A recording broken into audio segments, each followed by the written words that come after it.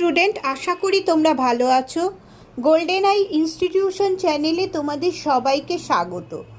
আজ আমি তোমাদের ক্লাস 10-এর ভূগোল বই থেকে ছোট প্রশ্ন উত্তর দিয়েছি। আমার আজকের এই ভিডিওটা যদি ভালো লাগে তাহলে অবশ্যই লাইক শেয়ার করো এবং কোনো নতুন স্টুডেন্ট হলে চ্যানেলটাকে সাবস্ক্রাইব করো। তাহলে চলো পড়ানোতে যাওয়া যাক।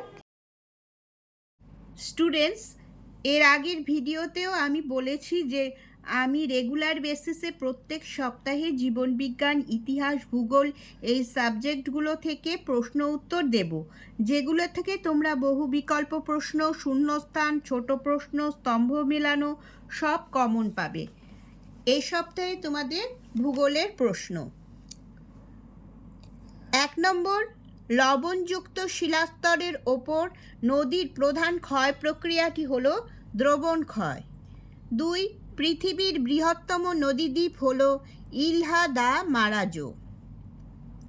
3, হ্রস্বে মতানিব সৃষ্টি হয় হিমবাহের ক্ষয়কার্যের ফলে। 4, হিমালয়ে রূপকুণ্ড একটি হিমদ্রোণী। 5, পলল শঙ্কু গঠিত হয় পর্বতের পাদদেশে। 6, নদীর গতিবেগ দ্বিগুণ বেড়ে গেলে তার বহন ক্ষমতা বাড়ে 64 গুণ, 64 গুণ। 7, ইয়ারদাং ভূমিরূপটি গঠিত হয় বায়ুর ক্ষয়কার্যের ফলে। 8, ভারতের বৃহত্তম অঙ্গরাজ্যের নাম রাজস্থান।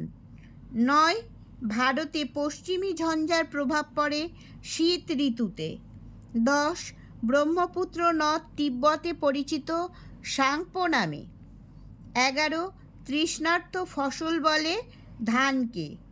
12, কার্পাস চাষে ক্ষতিকর পোকা হলো, কোনো বইয়ে এটা আছে পিঙ্ক বোল ওয়ার্ম বা গোলাপি বোলওয়ার্ম, আর কোনো বইতে আছে বল উইলভিল, যে কোনো একটা লিখলেই হবে। 13 নম্বর, রাজস্থানে চলমান বালিয়াড়িকে বলে ধ্রিয়ান। 14, ভারতের সুবর্ণরেখা নদীর বদ্বীপ কী ধরনের বদ্বীপ? তীক্ষ্ণাগ্র বদ্বীপ বা করাতের দাঁতের মতো বদ্বীপ। 15, ভারতের যোগ জলপ্রপাত কোন নদীর উপর অবস্থিত? কর্ণাটকের শরাবতী নদীর উপর। তার নদীটার নাম হচ্ছে শরাবতী। 16, মহাকাল পর্বতের সর্বোচ্চ শৃঙ্গের নাম কি? অমরকণ্টক। 17, ভারতের একটি বৃষ্টিচ্ছায় অঞ্চলের নাম লেখো শিলং। 18 নম্বর প্রশ্ন, যে রাজ্যটি ভেঙে ভারতের নবীনতম কেন্দ্রশাসিত অঞ্চল দুটি তৈরি হয়েছে সেটি হলো জম্মু ও কাশ্মীর। 19, বিন্ধ্য পর্বতের সর্বোচ্চ শৃঙ্গের নাম কি? মানপুর। 20, ভারতের কেন্দ্রীয় বনভূমি গবেষণা কেন্দ্রটি কোথায় অবস্থিত? দেরাদুনে। 21, দিবং নদীর সঙ্গে কোন নদীর মিলনে ব্রহ্মপুত্র নদীর সৃষ্টি হয়েছে? লোহিত নদী। লোহিত নদী। 22, কোন মৃত্তিকার অপর নাম অরণ্য মৃত্তিকা? পার্বত্য মৃত্তিকা। 23, মিসিসিপি নদীর বদ্বীপ দেখতে কেমন? পাখির পায়ের মতো দেখতে বদ্বীপ। 24, হিমালয়ে অবস্থিত একটি পিরামিড চূড়ার উদাহরণ দাও।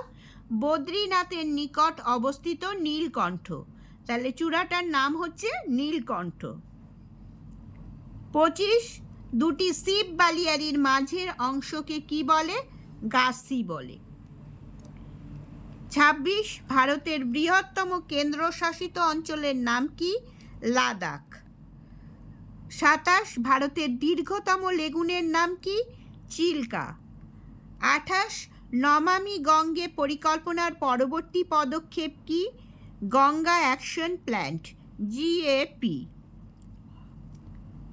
29, কোলেরু হ্রদ কোন নদীর মাঝে অবস্থিত? গোদাবরী ও কৃষ্ণা নদীর বদ্বীপের মাঝে অবস্থিত। 30, ভারতের তৃতীয় গুরুত্বপূর্ণ খাদ্য ফসল কোনটি? মিলেট শস্য বলবে, মিলেট বলবে। মিলেটের মধ্যে এরম ব্র্যাকেটে জোয়ার, বাজরা, রাগি এই 3টে ফসলের নাম লিখে দেবে। এটাই তৃতীয় গুরুত্বপূর্ণ ফসল। 31 নম্বর প্রশ্ন, সেইলের বর্তমান সদর দপ্তরটি কোথায় অবস্থিত? নিউ দিল্লি। 32, ভারতের দীর্ঘতম জাতীয় সড়ক কোনটি? NH44, national highway 44। 33 নম্বর প্রশ্ন, উন্নয়নের জীবনরেখা কাকে বলে? জলপথকে। এটা খেয়াল করবে, এই জায়গাটা যদি ভারতের জীবনরেখা থাকে তাহলে কিন্তু রেলপথ। এটা খেয়াল করবে উন্নয়নের জীবনরেখা বলেছে কিনা, তাহলে এটার উত্তর হবে জলপথকে। 34, ভারতের কয়ালগুলি কোথায় দেখা যায়? মালাবার উপকূলে। 35, যেসব শহরে লোকসংখ্যা 1 লক্ষের বেশি হয় তাকে কি বলে? নগর বলে। 36, হুড্রু জলপ্রপাতটি কোন নদীর উপর অবস্থিত? সুবর্ণরেখা নদী। প্লায়া হ্রদকে উত্তর আফ্রিকায় কি নামে বলা হয়? শর্টস। হ্যাঁ, আর এটা অনেক সময় সাহারায়ও বলে। প্লায়া হ্রদকে সাহারা মরুভূমিতে, সাহারায় আর কি নামে ডাকা হয়, এটাই উত্তর হবে, শর্টস। 38, বরফমুক্ত পর্বত শিখরকে কি নামে বলা হয়? নুনাটক্স। 39, ভারতের 2টি বাগিচা ফসলের নাম লেখো। আমি লিখেছি চা ও কফি, আর রবারও কিন্তু হবে। চা ও রবার বা কফি ও রবার দিলেও হবে। আমি চা ও কফি লিখেছি। 40, পৃথিবীর বৃহত্তম মগ্নচড়ার নাম কি? গ্র্যান্ড ব্যাংক মগ্নচড়া। 41, ভারত ও চীনের মাঝে যে সীমারেখা আছে সেটি কি নামে পরিচিত? McMahon line. 42, কোন মাটির স্থানীয় নাম মোরাম? ল্যাটেরাইট মাটি। 43, ভারতের ডেট্রয়েট বলা হয় কাকে? চেন্নাই শহরকে। স্টুডেন্টস, তাহলে আজ এই পর্যন্তই। তোমরা সবাই ভালো থেকো।